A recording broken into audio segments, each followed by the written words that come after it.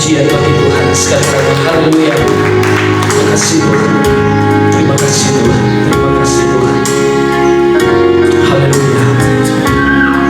Salam sejahtera dalam kasih Tuhan kita Yesus Kristus. Selamat pagi Bapak Ibu jemaat Tuhan yang diberkati Tuhan hari ini. Kembali kita boleh ada, saya percaya semua karena anugerah dan kemurahan Tuhan, sehingga kita boleh kuat sehat sampai hari ini. Kita masih diberi kesempatan untuk menikmati hadirat Tuhan, bahkan diberkati dengan sukacita pada hari ini saat kita memuji dan menyembah Tuhan. Nah, tidak perlambat waktu Bapak Ibu Saudara, sebelumnya Gembala dan keluarga Gembala dan jemaat mengucapkan selamat ulang tahun kepada anak Win yang boleh genap 11 tahun hari ini. Dalam pertolongan Tuhan, tidak ada yang terjadi dalam hidup saudara dan saya secara kebetulan, semua karena kemurahan Tuhan. Dalam segala kekhawatiran kita manusia, kita tidak dapat tambah sehasta saja jalan hidup kita, karena Tuhan yang berdaulat penuh untuk umur panjang, kesehatan yang kita nikmati dan kita rasakan sampai hari ini. Tidak berlambat waktu Bapak Ibu Saudara, mari kita buka kitab Roma. Saudara, mari buka Roma pasal 12. Roma pasal 12 ayat yang kedua. Saudara, kita buka firman Tuhan hari ini. Roma pasal 12 ayat yang kedua. Kita baca dalam hitungan yang ketiga bersama-sama. Kita baca dengan suara yang keras, dengan iman. Kita baca firman Tuhan ini sambil kita hayati, kita renungkan firman Tuhan ini. Roma 12 ayat yang kedua. 1, 2, 3. Janganlah kamu menjadi serupa dengan dunia ini, tetapi berubahlah oleh pembaharuan budimu, sehingga kamu dapat membedakan mana kehendak Allah, apa yang baik, yang berkenan kepada Allah, dan yang sempurna. Haleluya. Puji Tuhan, silakan duduk. Terima kasih Bapak Ibu Saudara, kita boleh membaca firman Tuhan bersama-sama. Nah, hari ini saya akan memberikan judul khotbah saya, hidup yang berubah. Bertolak dari ayat yang kita baca, seperti yang kita baca tadi, sekali lagi saya baca, janganlah kamu menjadi serupa dengan dunia ini, tetapi apa? Berubahlah oleh pembaharuan budimu, sehingga kamu dapat membedakan mana kehendak Allah, apa yang baik, yang berkenan kepada Allah, dan yang sempurna. Nah, puji Tuhan, kalau kita melihat firman Tuhan ini dalam ayat 2, di sana ada kata tetapi berubahlah oleh pembaharuan budimu. Kata berubah, kalau kita lihat dalam bahasa aslinya Alkitab, dalam bahasa Yunani, dia menggunakan kata metamorpho. Kalau kita ingat, kalau kita dengar kata metamorpho ini, maka kita akan teringat satu istilah atau yang sering orang tahu, dari ulat berubah menjadi kepompong, dari kepompong menjadi, itu dikenal dengan apa? Kalau orang belajar dulu bahasa di IPA kan, atau biologi itu, kalau di sekolah, metamorfosa. Pak Didi bilang metamorfosis, ya sama, orang sama itu. Nah, kata berubah ini dalam bahasa asli, dalam bahasa Yunani, dalam ayat yang kita baca tadi, dia menggunakan kata metamorpho, atau lebih dikenal dengan metamorfosis. Metamorfosis kita tahu bersama bahwa ini sejenis ulat atau ulat yang kemudian dia berubah menjadi kepompong. Sesudah dia berubah menjadi kepompong, maka dia akan berubah menjadi kupu-kupu. Hari ini Tuhan mengingatkan, memberikan pengajaran lagi bagi kita bahwa ketika kita mengenal Tuhan, ketika kita masuk dalam panggilan keselamatan yang daripada Tuhan, karena kalau kita lihat dari ayat 1 firman Tuhan bilang begini, karena itu saudara-saudara, demi kemurahan Allah aku menasihatkan kamu supaya kamu mempersembahkan tubuhmu sebagai persembahan yang hidup, yang kudus dan yang berkenan kepada Allah. Itu adalah ibadah yang sejati. Paulus memberikan pengertian bahwa karena kemurahan Allah, saudara dan saya diselamatkan. Tetapi bukan hanya sampai di sana. Ayat 2 dia memberikan penjelasan bahwa kita harus mengalami perubahan.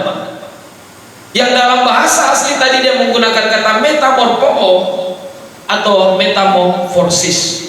Dari seekor ulat dia berubah menjadi kepompong, dan dari kepompong dia berubah menjadi kupu-kupu. Kalau kita melihat kisah-kisah dalam Alkitab, kisah dalam kebenaran firman Tuhan, ketika orang berjumpa dengan Tuhan, maka akan mengalami sebuah perubahan hidup. Saya terlalu percaya bahwa ketika orang-orang yang berjumpa dengan Tuhan, maka dia akan mengalami perubahan hidup. Kalau kita lihat firman Tuhan bahwa Saulus yang tadinya seorang pembunuh, tadinya seorang penjahat, tetapi waktu dia berjumpa dengan Tuhan, maka dia mengalami perubahan. Metamorfosis, metamorpho, kata bahasa Yunani. Terjadi sebuah perubahan yang drastis. Yang tadinya ulat dia berubah menjadi kepompong, dan dari kepompong akhirnya dia berubah menjadi kupu-kupu. Tadinya dari binatang yang geli, binatang yang begitu jelek, tetapi ketika terjadi perubahan dia menjadi kupu-kupu yang sangat indah di pemandangan. Paulus dari seorang penjahat, seorang penentang Injil, seorang pembunuh, tetapi waktu dia berjumpa dengan Tuhan, dia mengalami sebuah perubahan yang drastis. Dari seorang penjahat dia menjadi seorang rasul yang rela mati untuk mengabarkan Injil, kabar keselamatan sukacita bagi dunia. Maka Alkitab mencatat dari perubahan yang drastis dari Paulus, dia mencatat 14 kitab dalam kitab Perjanjian Baru. Setengah lebih dari kitab Perjanjian Baru itu diilhamkan Tuhan lewat Rasul Paulus, karena dia mengalami sebuah perubahan hidup yang luar biasa. Siapa lagi yang mengalami perubahan hidup? Sakeus. Ketika dia berjumpa dengan Tuhan, Yesus berkata, Sakeus, aku akan mampir di rumahmu. Di atas pohon Sakeus, karena begitu rindu dia untuk berjumpa dengan Tuhan, dia naik ke atas pohon. Tanpa malu-malu, saudara, dia naik di atas pohon, dan Yesus melihat Sakeus. Sakeus, turun dari pohon. Aku akan turun, aku akan datang mampir di rumahmu. Dan apa yang terjadi? Waktu Yesus datang ke rumah Sakeus, maka terjadi perubahan hidup. Dari seorang pemungut cukai yang jahat, dia berkata, Yesus, kalau apa yang pernah aku ambil, aku akan mengembalikan, bahkan 4 kali berapa? Lipat. Terjadi perubahan hidup yang luar biasa ketika Sakeus berjumpa dengan Tuhan Yesus. Siapa lagi? Ada seorang perempuan Samaria yang berjumpa dengan Yesus di sumur Yakub. Waktu Yesus menawarkan air kehidupan bagi perempuan ini, dan Yesus berkata, engkau sudah punya 5 suami, bahkan suami yang hari bersama dengan kau itu bukan suamimu, karena suami sudah 5. Artinya perempuan ini adalah perempuan pesina. Dia punya 5 suami, gonta-ganti laki-laki. Tetapi waktu dia berjumpa dengan Yesus, maka perempuan ini terjadi sebuah perubahan hidup. Dan dari seorang pendosa, hanya dia pulang ke Samaria dan dia memberitakan siapa itu Yesus. Satu kampung mendengar tentang Yesus. Dari siapa? Dari seorang perempuan yang tadi pesina. Ketika dia berjumpa dengan Yesus, dia mengalami perubahan. Menjadi pertanyaan bagi kita hari ini, sudahkah kita berubah? Amin. Sudahkah kita berubah?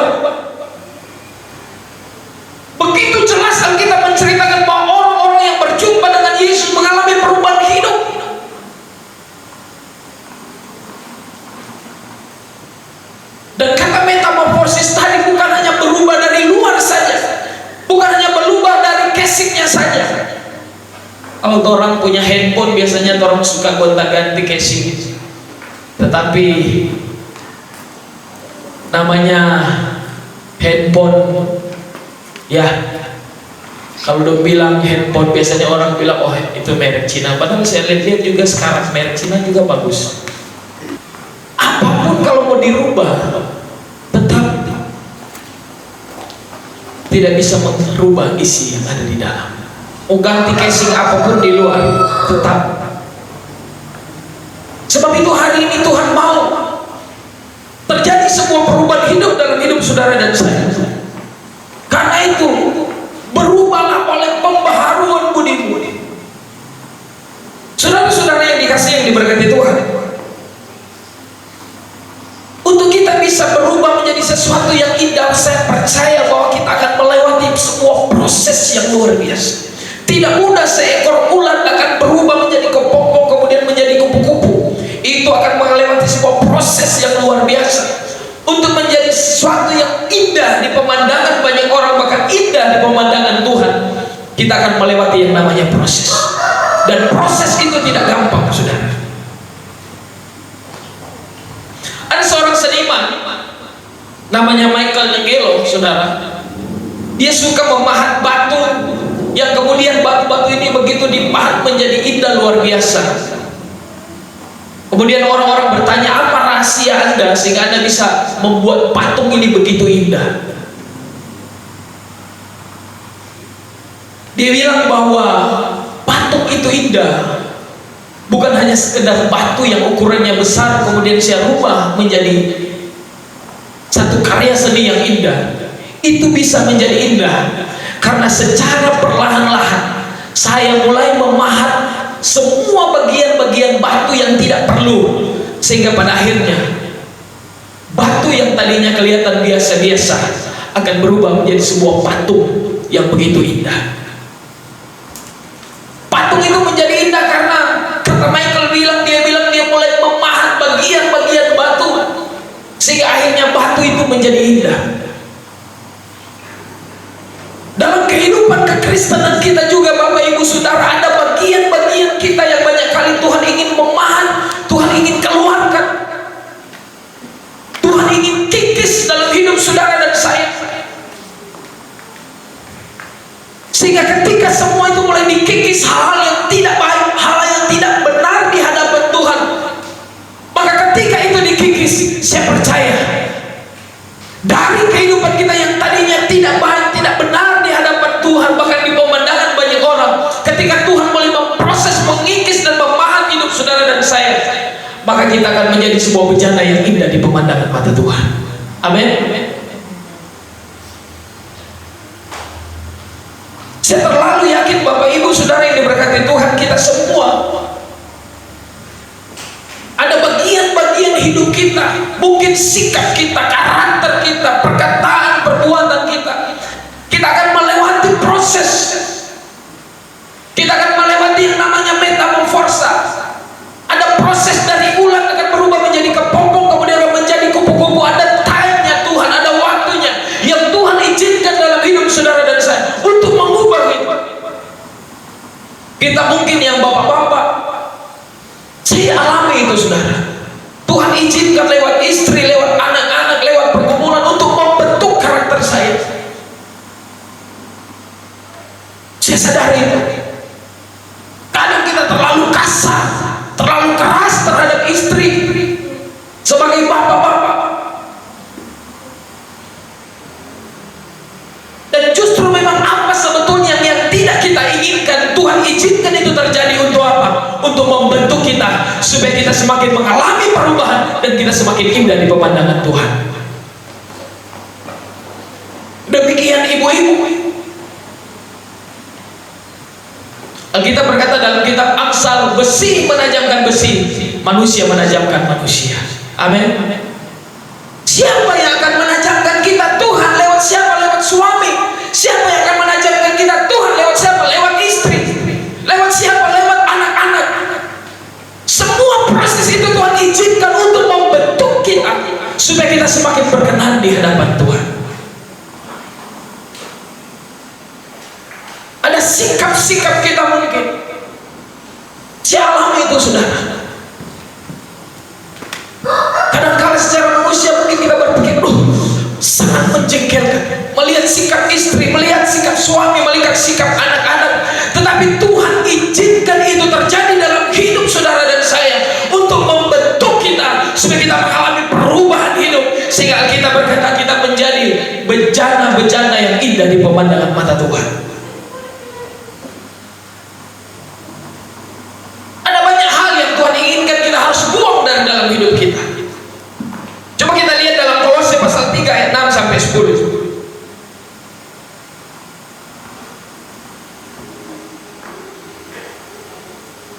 Kolose pasal 3 ayat 8 sampai 10. Coba Pak Dini baca. Kolose 3 ayat 8 sampai 10. Tetapi sekarang buanglah semuanya ini, yaitu marah, geram, kejahatan, fitnah, dan kata-kata kotor yang keluar dari mulutmu. Janganlah lagi kamu saling mendustai, karena kamu telah menanggalkan manusia lama serta kelakuannya, dan telah mengenakan manusia baru dan yang terus-menerus diperbaharui untuk memperoleh pengetahuan yang benar menurut gambar kaliknya. Haleluya. Saudara, ini yang Tuhan inginkan terjadi dalam hidup kita, dan saya alami itu saudara. Dari seorang pemarah Tuhan izinkan banyak hal yang Tuhan izinkan. Saya katakan tadi, kadang-kala Tuhan gunakan, Tuhan izinkan istri untuk membentuk kita, Tuhan izinkan suami untuk membentuk kita. Siapa orang-orang yang terdekat dengan kita? Karena firman Tuhan bilang tadi, besi menajamkan besi, manusia menajamkan manusia, untuk semakin membentuk sikap kita. Karena itu buanglah apa? Marah, dusta, apalagi tadi firman Tuhan, geram, kejahatan, fitnah, kekristenan. Kalau hal ini masih melekat dalam hidup saudara dan saya, dan kita tidak mau berubah, itu tandanya kita masih dalam posisi kita masih berbentuk ular. Kita sedang menuju dalam perubahan menjadi kepompong, dan pada akhirnya kita harus berubah menjadi kupu-kupu. Buanglah marah, geram, kejahatan, fitnah, kekristenan. Kalau masih diikat dengan hal ini saudara, Tuhan akan membentuk kita. Tuhan akan mengikis semua itu dalam hidup saudara dan saya. Dengan cara apa? Saya katakan tadi, banyak kali Tuhan izinkan kita lewati proses itu. Lewat siapa? Lewat anggota keluarga kita, lewat orang-orang yang dekat dengan kita. Saudara-saudara yang dikasih diberkati Tuhan, ada bagian-bagian dalam kehidupan kekristenan kita yang kalau kita belajar dari kisah cerita bagaimana bangsa Israel keluar dari Mesir menuju ke tanah Kanaan, kita tahu bersama bahwa dalam cerita-cerita Alkitab ada poin-poin penting di mana Tuhan menegur bangsa Israel, bahkan termasuk murid-murid, supaya mereka harus berubah. Kalau kita melihat kisah bagaimana murid-murid Yesus, mereka sudah sekian lama mengikut Tuhan, tetapi Tuhan sempat menegur mereka, berapa lama lagi engkau tidak percaya dengan aku?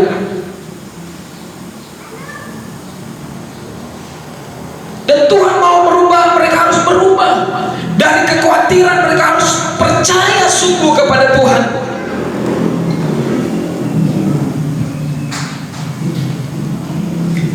Karena kekhawatiran terkadang bisa menghimpit iman kita. Kekhawatiran kadang-kala bisa membuat kita justru semakin jauh daripada Tuhan. Nah, hal-hal ini juga yang Tuhan mau kita sebagai umat-umat Tuhan yang telah mengenal, menerima kasih karunia Tuhan, kita harus berubah. Murid-murid Yesus begitu dekat dengan Yesus. Tetapi Yesus selalu mengingatkan mereka, janganlah kamu khawatir. Saudara-saudara yang dikasihi Tuhan, kekhawatiran memang banyak kali dialami oleh kita semua. Ketika kita mulai berfokus pada persoalan masalah dalam kehidupan saudara dan saya, kekhawatiran mulai menghimpit dan menguasai kita. Dan saya percaya, ketika kekhawatiran itu terus menggerogoti pikiran kita dan kita biarkan pikiran itu terus menguasai hati dan perasaan kita, maka itu akan berdampak buruk dalam hidup saudara dan saya. Padahal apa yang kita khawatirkan, apa yang kita ragukan, belum tentu itu pasti terjadi. Itu pun kami sebagai hamba-hamba Tuhan mengalami itu, saudara. Kadang-kadang Tuhan izinkan kita pada semua kondisi situasi di mana kita harus berharap sungguh kepada Tuhan, percaya sungguh kepada Tuhan. Dan dalam hidup saudara dan saya, di tengah-tengah menjalani dunia yang semakin sulit hari-hari ini, bisa saja iblis menghimpit iman saudara dan saya. Ada sebuah cerita, kisah, sebuah penelitian di satu universitas, di mana seorang dosen dia akan menguji seseorang, dia akan melihat bahwa apakah benar seseorang ketika mendengarkan kata-kata yang negatif akan mempengaruhi kesehatannya. Betul, saudara. Dia mengatur beberapa mahasiswa dan dia suruh bilang kepada mahasiswa ini, coba Anda cari seorang mahasiswa yang kelihatan sehat, bugar. Ketika Anda berjumpa dengan dia, lalu Anda bilang begini, misalnya contohnya namanya David. David, kenapa kamu kelihatan pucat sekali hari ini? Apakah kamu sakit? Padahal David ini sehat, saudara. Waktu dia berjumpa dengan satu orang mahasiswa yang memang sudah diatur oleh dosen, waktu berjumpa, David, kamu sakit ya? Kenapa kamu kelihatan pucat? Tidak. Iya, kelihatan kamu pucat. Padahal dia sehat, saudara. Waktu dia berjalan, dia mampir di toilet sebentar, buang air kecil sebelum masuk ke kamar, ke kelas belajar. Ada satu mahasiswa di sana juga yang sudah diatur oleh dosen. David, kamu kelihatan hari ini kok tidak sehat? Masa? Ya, iya. Kelihatan kamu kelihatannya loyo. Sepertinya kamu kurang sehat ya. Tidak apa-apa, saya sehat. Maka David mulai berpikir, apa yang terjadi dengan saya sebetulnya? Begitu dia masuk di dalam kelas, tiba-tiba 2-3 orang juga datang mendekatinya. David, kamu kelihatan hari ini kok sepertinya murung-murung. Kelihatannya kamu sepertinya ada sesuatu ya. Kamu sakit ya? Dia mulai yakin, saudara. Wah, saya ini berarti sakit, bukan sehat. Padahal sebetulnya dia sehat. Cuma karena mau diteliti, cuma karena mau diuji. Akhirnya apa yang terjadi, saudara? Besoknya kemudian kembali ada mahasiswa-mahasiswa yang datang bertanya seperti apa yang mereka tanyakan pada hari itu. Dan apa yang terjadi, saudara? Seiring berjalan waktu, minggu berjalan minggu, kesehatan David mulai menurun. Kenapa? Karena dia mulai berpikir, kita ini sakit apa ini? Dia rupanya mulai terintimidasi. Dan apa yang terjadi, saudara? Cuma cukup jangka waktu 1 bulan, tiba-tiba dia masuk rumah sakit dan dia meninggal. Ternyata pengaruh perkataan orang yang menekan imannya, intimidasi, pengaruh kalimat-kalimat yang negatif yang disampaikan orang yang sebetulnya keadaan kondisinya tidak seperti itu, sangat mempengaruhi batinnya, sangat mempengaruhi pikirannya. Sehingga David yang tadinya sehat tiba-tiba dia sakit karena dia hidup dari pikiran kekhawatiran. Padahal sebetulnya keadaannya tidak seperti itu. Ini yang terjadi bagi bangsa Israel, saudara. Hari-hari Tuhan. Bahkan murid-murid yang hari-hari bersama dengan Tuhan, mereka khawatir. Yesus berkata, berapa lama lagi aku harus bersama dengan engkau? Sehingga Tuhan berkata bahwa cari dahulu kerajaan Allah dan kebenaran, maka semua akan ditambahkan kepadamu. Itu dicari oleh bangsa-bangsa yang tidak mengenal Tuhan. Ketika kekhawatiran menghimpit kita, saya bilang tadi, itu bisa membawa kita jauh daripada Tuhan, meninggalkan Tuhan. Iman kita pasti akan goyah. Tetapi hari firman Tuhan memberikan jaminan bagi kita. Coba kita buka dalam Filipi pasal 4 ayat 6 sampai 7.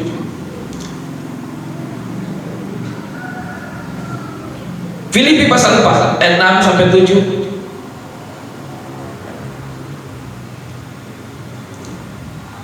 Coba baca. Filipi 4 ayat 6 sampai 7. Janganlah hendaknya kamu khawatir tentang apapun juga, tetapi nyatakanlah dalam segala hal keinginanmu kepada Allah dalam doa dan permohonan dengan ucapan syukur. Damai sejahtera Allah yang melampaui segala akal akan memelihara hati dan pikiranmu dalam Kristus. Haleluya, puji Tuhan. Janganlah kamu khawatir tentang apapun juga, dan nyatakanlah segala keinginanmu di dalam apa? Doa dan ucapan syukur.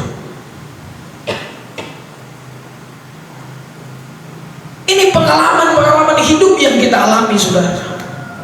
Dalam kekhawatiran kita menghadapi dunia yang makin jahat hari-hari ini, dunia yang semakin mengalami krisis, tetapi Tuhan berkata, jangan khawatir, nyatakan segala keinginanmu di dalam doa dan ucapan syukur. Mengucap syukur saja, sebab Tuhan sudah menyediakan apa yang kita butuhkan. Saat kita mencari kerajaan Allah dan kebenaran, maka semua itu akan ditambahkan dalam hidup saudara dan saya. Itu dicari oleh bangsa-bangsa yang tidak mengenal Allah. Nah, hari ini Tuhan mau ada pembaharuan budi pikiran kita, pikiran yang banyak kali mengkhawatirkan tentang keadaan ini. Apa yang akan terjadi dalam hidup kita, apa yang akan terjadi dalam keluarga kita, itu pun kami alami, saudara. Sehingga waktu Tuhan datang memberikan kekuatan ini, saudara, mengingatkan lagi kepada kami, bahkan saya bersyukur, terima kasih Tuhan. Manusia banyak kali tidak lepas dari kekhawatiran, manusia banyak kali tidak lepas dari kecemasan. Tapi hari ini Tuhan ingatkan, nyatakanlah segala kekhawatiranmu di dalam doa. Saat kita berdoa dan bersyukur, saya percaya pertolongan Tuhan selalu indah dan tepat pada waktunya. Kekhawatiran banyak kali membuat kita semakin jauh daripada Tuhan. Sulit kita untuk berdoa. Firman Tuhan yang lain bilang, jadilah tenang supaya kamu dapat berdoa. Kadang-kala ketika khawatir sudah mulai menguasai kita, kita tidak tenang. Sulit untuk kita berdoa, sulit kita datang di kaki Tuhan, sulit kita menyembah Tuhan, karena kekhawatiran telah menghimpit pikiran kita. Dan ingat, ketika kekhawatiran bisa menghimpit itu, kita bisa depresi, kita bisa stres. Seperti cerita tadi, David yang tadinya orang yang sehat, tapi karena dia depresi, dia stres. Padahal sebetulnya tidak seperti itu. Akhirnya apa? Cukup jangka waktu 1 bulan dia meninggal karena depresi dan stres. Tetapi hari ini Tuhan akan memberikan damai sejahtera bagi kita saat kita berdoa dan kita mengucap syukur. Mari kita mengalami perubahan. Yang kedua, saudara yang diberkati Tuhan, apa yang Tuhan ingin kita berubah? Ada kisah-kisah Alkitab yang menceritakan kejatuhan manusia yang pertama adalah ketika mereka tidak taat. Adam dan Hawa, Tuhan berfirman, jangan kamu makan semua buah yang ada di dalam taman ini, boleh kamu makan, tetapi buah yang satu ini jangan kamu makan. Tetapi Adam dan Hawa tidak taat. Mereka melanggar apa yang menjadi perintah Tuhan. Kedua, raja pertama bangsa Israel adalah Saul. Tetapi apa yang terjadi? Saul tidak taat dengan Tuhan. Dia melanggar perintah Tuhan. Tuhan bilang, tumpah semua bangsa Amalek, jangan ada yang sisa. Kambing, domba, semua binatang, jangan ada yang kamu jara dari Amalek. Tetapi Saul menyiapkan lembu yang tambun Dalam pikirannya dia mempersembahkan lembu yang tamu untuk dipersembahkan kepada Tuhan. Tetapi Tuhan bilang, aku tidak menyukai persembahan itu. Kenapa? Karena dia bilang, dengar-dengaran lebih baik daripada korban persembahan. Artinya apa? Saul tidak taat. Poin yang kedua, Tuhan mau kita berubah. Tadinya mungkin kita seorang yang tidak taat, kita harus taat dengan Tuhan. Ada perintah-perintah yang Tuhan ingin kita lakukan. Dari kisah firman Tuhan kita belajar ada banyak contoh-contoh Alkitab orang-orang yang taat dengan Tuhan. Yang pertama, kita belajar dari Nuh.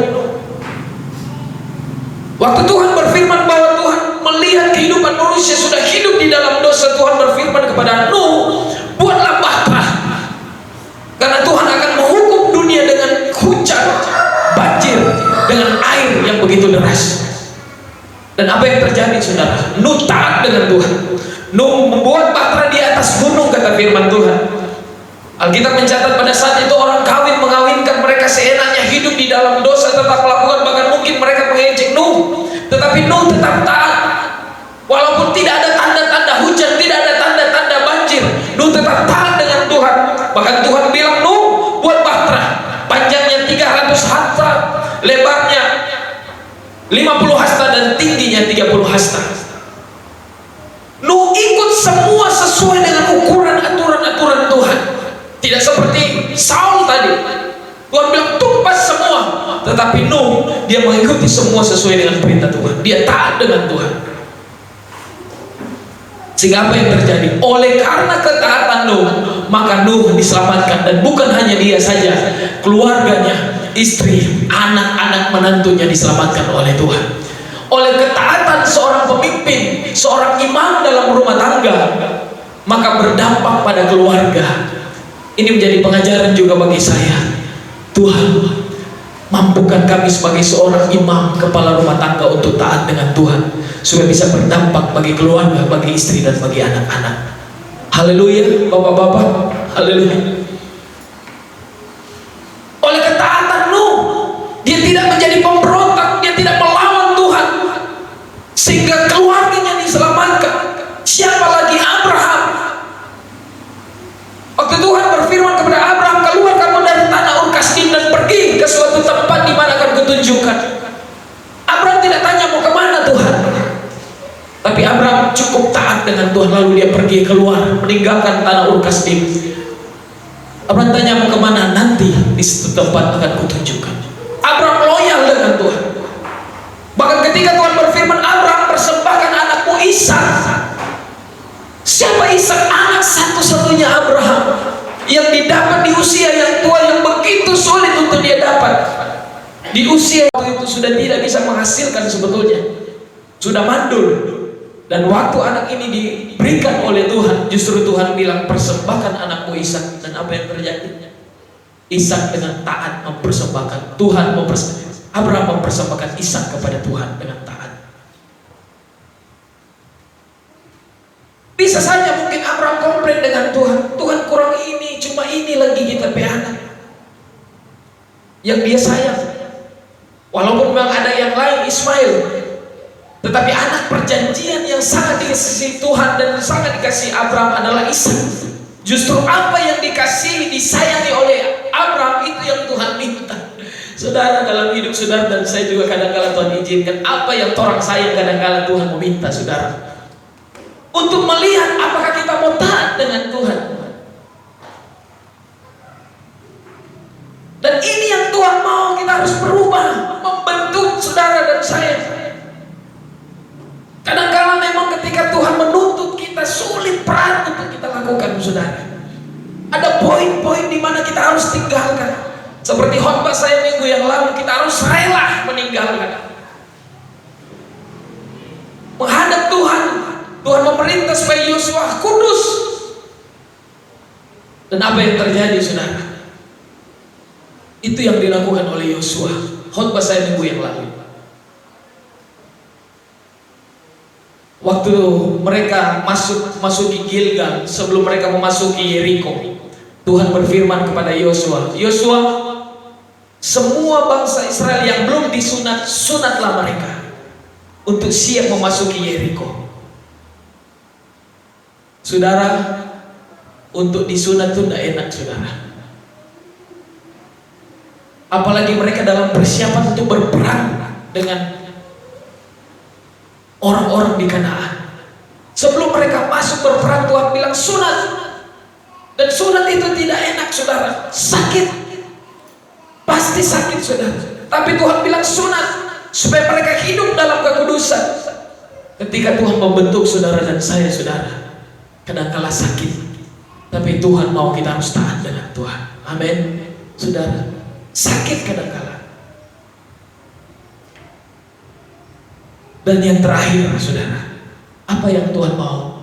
Dari seorang tadinya kita tidak taat dengan Tuhan kita, Tuhan mau mengajar kita untuk taat. Yang terakhir apa? Tuhan mengajar kita untuk selalu bersyukur kepada Tuhan. 1 Korintus 10 ayat 10. Coba Pak Didi baca lagi. 1 Korintus 10 ayat 10. Dan janganlah bersungut-sungut seperti yang dilakukan oleh beberapa orang dari mereka, sehingga mereka dibinasakan oleh malaikat maut. Dan janganlah bersungut-sungut. Jangan banyak mengeluh. Tuhan kiapa bagi ini. Bangsa Israel banyak bersungut-sungut sehingga dari jumlah 2 juta yang keluar dari Mesir menuju ke tanah Kanaan, Alkitab mencatat tinggal 2 yang masuk. Kenapa? Karena mereka melakukan penyembahan berhala. Mereka bersungut-sungut menyalahkan Tuhan, menyalahkan Musa, sehingga Tuhan membunuh mereka. Dari 2 juta akhirnya yang masuk tinggal 2 orang, saudara. Karena mereka bersungut-sungut. Tuhan kadang-kala izinkan proses dalam hidup saudara dan saya. Saudara, sekali lagi kita bilang memang tidak gampang, tapi kita harus mampu bersyukur kepada Tuhan. Amin. Tuhan kiapa bagi ini. Tuhan kiapa bagi ini. Semua proses yang Tuhan izinkan terjadi. Kalau kita melihat kisah-kisah firman Tuhan, saudara, tokoh yang paling sering kali diangkat mengalami proses pergumulan yang hidup yang paling banyak diangkat adalah Ayub. Ayub mengalami proses yang luar biasa dalam hidupnya. Ayub Tuhan izinkan diserang dari semua sisi. Dari keluarganya, anak-anaknya habis. Tuhan izinkan mati semua. Dan bukan hanya anaknya, istrinya melawan dia. Apalagi saudara, hartanya habis, sudah keluarganya habis, anak-anaknya meninggal, istrinya melawan dia, hartanya habis. Tuhan izinkan Ayub mengalami dari beberapa sisi keluarga, dari harta, dan apalagi bahkan bukan hanya sampai di sana kesehatannya. Ayub mengalami itu. Tetapi Alkitab bilang Ayub tidak bersungut-sungut di hadapan Tuhan. Dia tetap bersyukur kepada Tuhan. Kenapa? Ayat yang terakhir. Coba kita lihat Ayub pasal 1 ayat 21. Ayub pasal 1 ayat 21. Pak Didi baca. Ayub 1 ayat 21. Katanya, dengan telanjang aku keluar dari kandungan ibuku, dengan telanjang juga aku akan kembali ke dalamnya. Tuhan yang memberi, Tuhan yang mengambil, terpujilah nama Tuhan. Haleluya. Amin. Terpujilah nama Tuhan. So habis. Dengan telanjang aku datang dan akan kembali juga dengan telanjang. Artinya sudah tidak punya apa-apa Ayub. Habis. Tuhan izinkan dihancurkan dari sisi keluarga, dari sisi ekonomi, dari sisi kesehatan. 3 hal ini dialami oleh Ayub. Keluarga habis, istri bahkan menyalahkan dia, harta habis, kesehatan terganggu. Tetapi Ayub bilang, dengan telanjang aku datang, bahkan dengan telanjang kembali. Terpujilah nama Tuhan. Ayub tetap bersyukur dalam segala hal. Ayub sadar persis bahwa segala sesuatu yang Tuhan izinkan terjadi dalam hidupnya, semua ada maksud dan rencana Tuhan. Di status saya beberapa hari yang lalu, jangan mengukur kehidupan kita dengan orang lain. Sebab setiap kita punya berkat tersendiri dan punya pergumulan kita sendiri. Amin. Ada banyak kali orang mulai ukur, oh, kenapa kita nak diberkati, kenapa orang diberkati. Ayub tidak mengukur seperti itu. Dia tahu bahwa semua yang Tuhan izinkan terjadi dalam hidupnya ada rencana Tuhan. Dan Alkitab mencatat Tuhan merubah semua air mata, semua kesedihan Ayub. Apa yang terjadi? Pasal-pasal terakhir Tuhan menggantikan, bahkan berlipat-lipat ganda apa yang pernah dialami oleh Ayub. Karena Tuhan mengasihi Ayub. Tuhan pasti memberkati kita, saudara. Setiap proses yang terjadi dalam hidup saudara dan saya, Ayub tetap memuji Tuhan. Terpujilah Tuhan. Semua yang Tuhan izinkan terjadi. Tuhan, kenapa orang cuma motor tua? Tuhan bilang, tidakkah engkau tahu ada orang lain yang tidak punya motor? Tuhan, kenapa kita cuma punya sepeda? Tuhan bilang, tidakkah engkau tahu ada banyak orang di luar sana sepeda pun mereka tidak punya, mereka hanya berjalan kaki. Tuhan, kenapa orang perumah cuma rumah begini?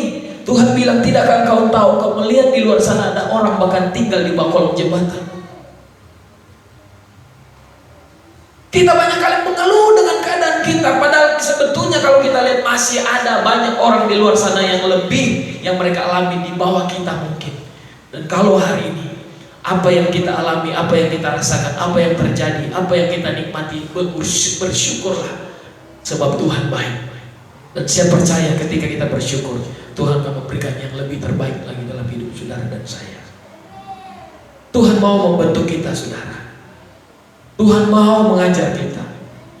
Tuhan mau terus mengubah hidup saudara dan saya. Sehingga tadinya seperti kata metamorfosis tadi, dari seekor ulat akan berubah menjadi kupu-kupu. Dari kehidupan kita mungkin yang tidak berkenan akan semakin hidup berkenan di hadapan Tuhan dan menjadi berkat. Mari kita nikmati proses yang terjadi, saudara. Bukan hanya jemaat, kami pun sebagai hamba-hamba Tuhan, Tuhan izinkan proses demi proses untuk membentuk kita semakin indah di pemandangan mata Tuhan. Tuhan memberkati orang semua firman Tuhan di kesempatan siang hari ini. Biar kita semakin berakar, semakin bertumbuh, berbuah-buah di dalam Tuhan, dalam menjalani setiap proses yang Tuhan izinkan terjadi untuk membentuk kita semakin indah dan berkenan di mata Tuhan. Terima kasih Tuhan. Dan memperluas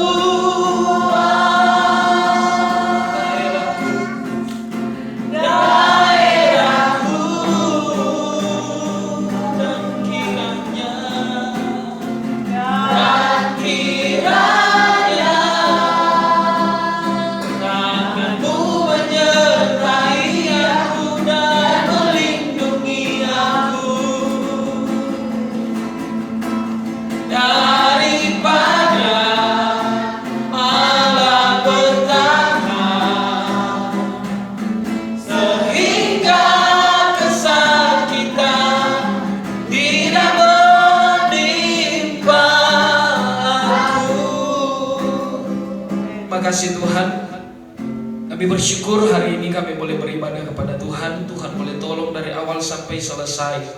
Kami percaya bahwa semua jerih lelah, pengorbanan dan pelayanan kami hari ini diberkati oleh Tuhan. Baik sebagai pemimpin pujian, sebagai pemain musik, sebagai singers, rebana, semua bentuk pengorbanan pelayanan jemaat-Mu hari ini, Tuhan yang menilik dan Tuhan yang memberkati. Kami percaya firman-Mu biar tergenapi bagi kami di sepanjang minggu yang berjalan ini. Engkau berfirman, beribadahlah kepadaku, maka roti makananmu, air minumanmu diadakan, dan sakit penyakit dilalukan. Tergenapilah firman-Mu bagi kami. Di sepanjang minggu berjalan ini, kami mengalami hidup kami bersama dengan Tuhan. Firman-Mu kami alami dalam kehidupan kami. Terima kasih Bapa. Diberkatilah pemilik bangunan ini Koheng sekeluarga. Diberkatilah pemerintah bangsa negara kami. Diberkatilah pemerintah desa Molompar 2 Utara. Diberkatilah Minasa Tenggara. Diberkatilah semua yang menopang pelayanan pekerjaan Tuhan di tempat ini. Karena kami percaya Tuhan di tempat maha tinggi memperhatikan semua apa yang menjadi pengorbanan, pelayanan, baik bangsa negara kami, baik pemerintah, baik orang-orang para donatur, bahkan dan semua yang membantu pelayanan di tempat ini. Allah sumber segala berkat yang balas memberkati. Engkau menilik semua pelayanan daripada jemaatmu yang sudah diberikan sepanjang minggu berjalan di rumah pastori. Hari ini mereka yang memberikan korban persembahan, baik korban tantangan, korban persembahan, persepuluhan, Tuhan yang tilik semua, Tuhan yang balas berkat berlimpah-limpah seperti janji Tuhan. Kau berfirman bahwa orang menabur akan menuai, orang memberi akan menerima. Biar itu dialami oleh umat-umat-Mu Tuhan. Terima kasih Bapa. Semua aktivitas jemaatmu sepanjang minggu berjalan ini, sebagai pegawai negeri, sebagai pekerja wira swasta, sebagai Tuhan pedagang, penjual, para kuliner, dalam semua upaya pekerjaan petani, pekerja harian, pekerja tambang, Tuhan jaga dan lindungi mereka. Tuhan campur tangan, Tuhan tolong. Kami tidak mengandalkan siapa-siapa, yang kami andalkan hanya Tuhan. Biar kami boleh melihat pertolongan Tuhan bagi kami semua. Hari-hari kami dalam perlindungan Tuhan. Umat-umat-Mu yang berjauhan dengan kami, saudara-saudara kami, Queen di Manado, Aksa di Semarang, semua dalam perlindungan. Pak Stanley yang ada di Manado karena pekerjaan, Tuhan jaga dan lindungi mereka semua. Terima kasih Bapa yang baik. Akhirnya kami kembalikan segala hormat kemuliaan hanya bagi Tuhan. Perjalanan pulang sebentar kami di Molompar, di Tombatu, kemanapun kami pergi, semua kami dalam perlindungan Tuhan. Terpujilah Tuhan. Kami akan mengangkat tangan kami dan kami akan menerima berkat Tuhan. Sebab itu dengan iman kami yakin, kami percaya setiap tangan-tangan kami yang terangkat, kami pasti sementara bahkan diberkati oleh Tuhan. Kiranya Tuhan memberkati engkau dan melindungi engkau. Tuhan menghadapkan wajahnya kepadamu dan memberi engkau kasih karunia. Tuhan memperlengkapi engkau dengan segala yang baik untuk melakukan apa yang menjadi kehendaknya. Serta cinta kasih dari Tuhan Yesus Kristus, persekutuan, pertolongan Allah Roh Kudus menyertai kamu hari ini sampai Maranatha, Tuhan datang pada kali yang kedua. Di dalam nama Tuhan Yesus kami berdoa, kami terima berkat Tuhan. Haleluya, haleluya. Sama-sama katakan amin. Tuhan Yesus memberkati dan terima kasih.